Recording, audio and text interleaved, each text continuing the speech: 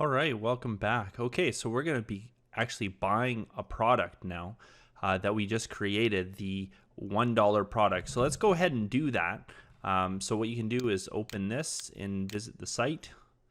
Okay, so make sure that you're in the front end of your website and you're logged in. Obviously, you want to be a person who has a login. Okay, and so what we want to do is find our $1 product.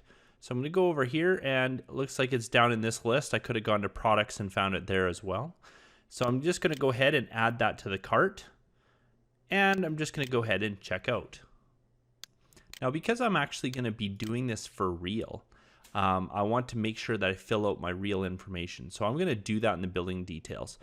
But right now, we have our test product for $1, and of course, we have this shipping, which based on our shipping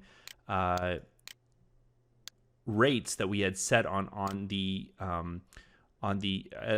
classifications there, it's creating a $16 fee. So we have to make ourselves have that for free. So to do that, we need to kind of scroll down here where it asks us to put in a coupon. Oh yeah, here we go. Enter your code here. The code was temp ship. So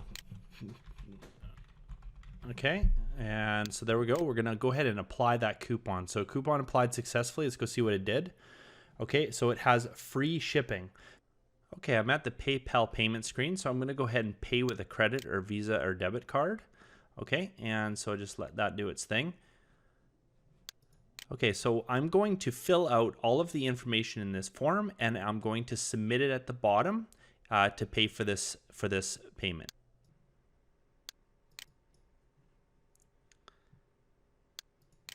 Okay, so I'm just going ahead and processing that payment now. And so as it's done, it'll say, yay, you've paid it, and to whoever you are, and then it should be sending me back directly to my website when I'm done.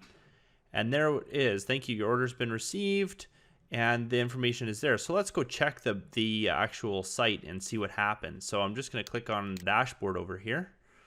All right, now the customer can't do this, but you can do it. We're gonna go down to where it says orders. So WooCommerce, here's an order. Let's take a look. We had an old one that I tested a long time ago. Now this one, so it's in the green status of processing. So that means it received the payment. That's great. So we have all of the information here, and we can review this. We're just gonna be reviewing this now. So up here is the transactional number, and that will take me to PayPal to show me the transaction. So if you ever need to work with PayPal on anything, this reference number is a reference number you can use for the transaction number.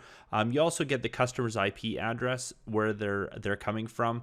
It's a good way to just check to make sure that things are a little bit legitimate, especially if there are problems with payments or problems with a particular customer.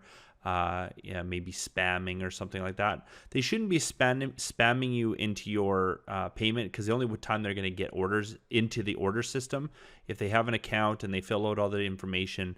Even if they go to PayPal and cancel, it'll still create an order, but it'll go into a failed status, and that's a failed status, or order status processing. If I click on this, it can go to different statuses, and one of them is failed.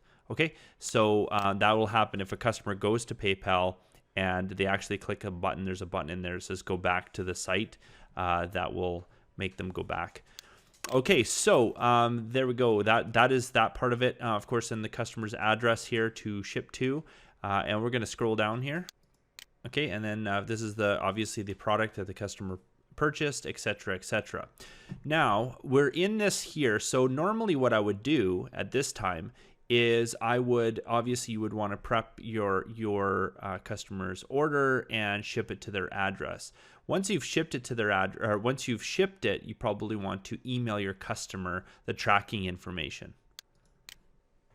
So just scrolling back up to do that, you can add a note in here with tracking information of the order if you want to. You can also, and make sure you click down here, note to customer, and then click add, and that will email the customer that information. Hey, here's your tracking number.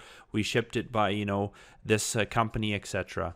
Okay, so that's how you just communicate with your customer on that. Of course, then you would want to change the status to say completed or something like that. So that would show that this order has been dealt with and completed. Okay, this information here is all the information that you get through the notes. And that would also show up when you add a note as well. So this is just showing you that processing payment has completed through PayPal.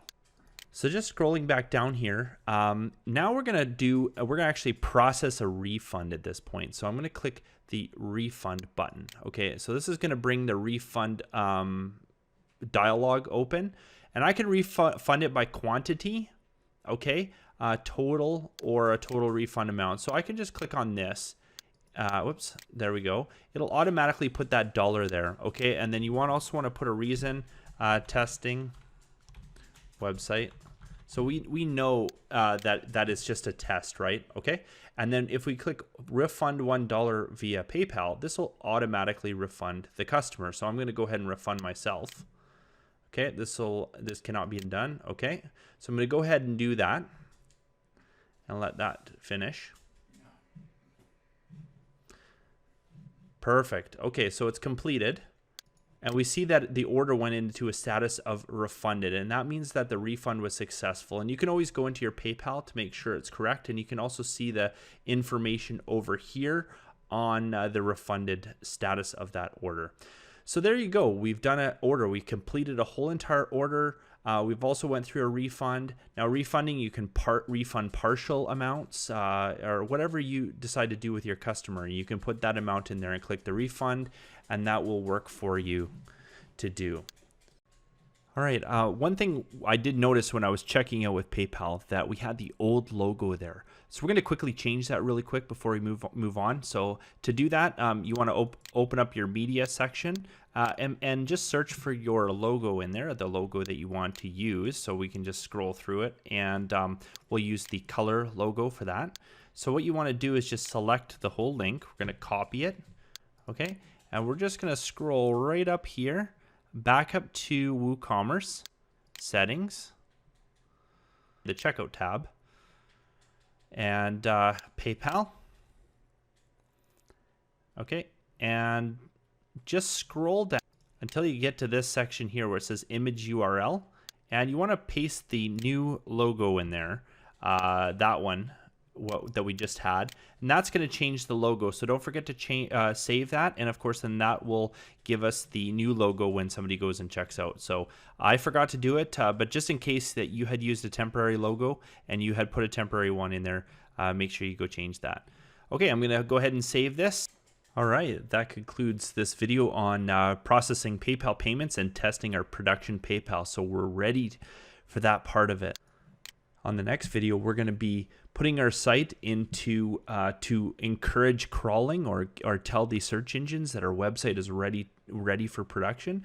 And we're also going to be going to Google Webmaster Tools and telling Google all about our website to look for it. That helps with getting it on Google's index faster, and it's just a little bit more streamlined. So we're going to be doing that. Once we've done that, we'll just be going into some closing remarks, and then after that, we'll get started on those bonus videos. There's so much in those bonus videos that you can just add to your website or just do in general around e-commerce that's going to really enhance the experience. And my hope is just going to give you tools to make more money. And that's the goal, right?